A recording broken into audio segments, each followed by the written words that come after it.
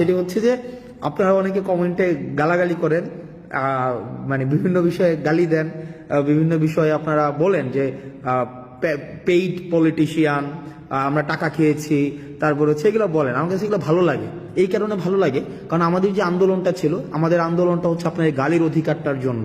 এই যে আপনার কমেন্ট বক্সে আপনার ব্যাকস্পেস ব্যবহার করতে হচ্ছে না, যে এটার জন্যই কিন্তু এই গণঅভ্যুত্থানটা।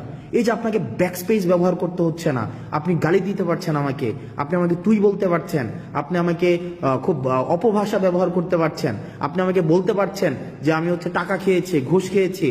এই যে এটা বলতে পারছেন না, কুত্তার বাচ্চা বলছেন না আপনি, এই যে কুত্তার বাচ্চা, তুই তোর পরিবারের সবার কুত্তার বাচ্চা, আমি শেষ পর্যন্ত আপনার এটার জন্য আমি ফাইট করে যাব। অর্থাৎ আপনি যেন এটা বলতে পারেন, কারণ অতীতে আমরা এটাও বলতে পারতাম না।